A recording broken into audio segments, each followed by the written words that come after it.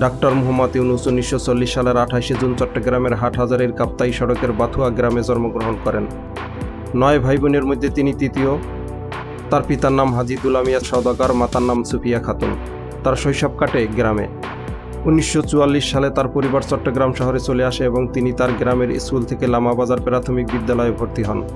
এরপর Chittagong collegiate school থেকে metric পরীক্ষায় উত্তীর্ণ হন এবং পূর্ব পাকিস্তানের 39,000 ছাত্রের মধ্যে 16তম স্থান অধিকার করেন।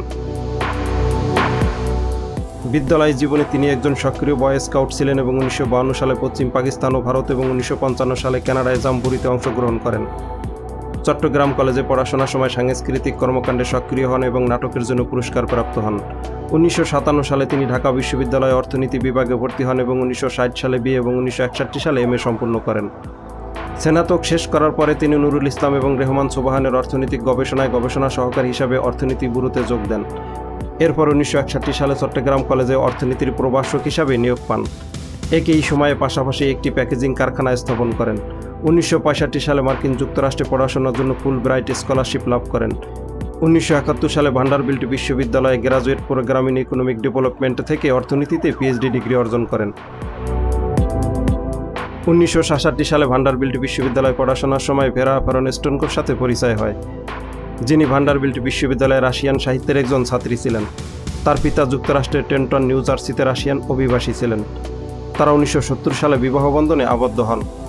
ইউনুসের ভেরার সাথে বিবাহ বিচ্ছেদ ঘটে 1979 সালে চট্টগ্রামে তাদের মেয়ে মনিকা ইউনুসের জন্মের কয়েক মাস পরেই। কারণ ভেরা দাবি করেন যে বাংলাদেশে একটি শিশু পালনের জন্য ভালো জায়গা নয়, তাই তিনি নিউ জার্সিতে ফিরে যান। মনিকা নিউ ইয়র্ক সিটিতে একজন অপেরা সোপ্রানো অর্থাৎ শাস্ত্রীয় সঙ্গীত শিল্পী হিসাবে প্রতিষ্ঠিত হন।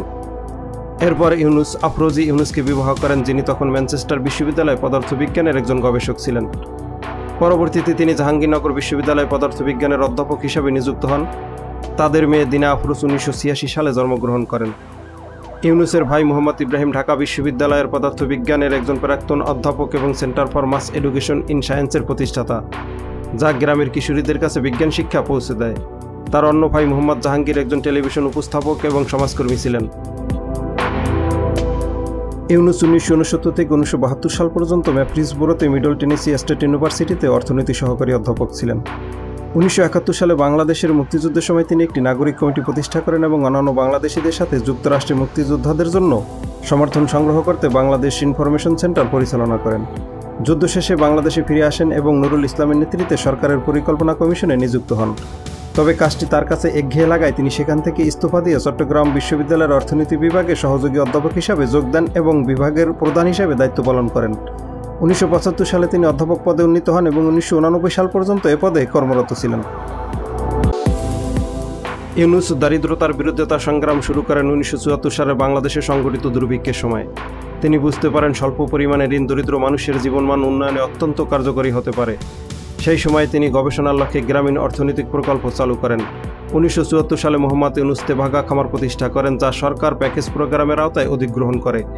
প্রকল্পটিকে আরও কার্যকর করতে ইউনুস এবং তার সহযোগীরা গ্রাম সরকার কর্মসূচি প্রস্তাব করেন, যেটি 1970-এর দশকের শেষের দিকে রাষ্ট্রপতি জিয়াউর রহমান প্রবর্তন করেন। এই কর্মসূচির অধীনে সরকার 2003 সালে 40,392টি গ্রাম সরকার গঠিত করে, যা চতুর্থ স্তরের সরকার হিসাবে কাজ করতেন। তবে 2005 সালের 2 August Bangladesh legal aid and services trust কর্তৃক দায়ের করা একটি পিটিশনের প্রেক্ষিতে হাইকোর্ট গ্রাম সরকারকে অবৈধ এবং অসাংবিধানিক ঘোষণা করেন।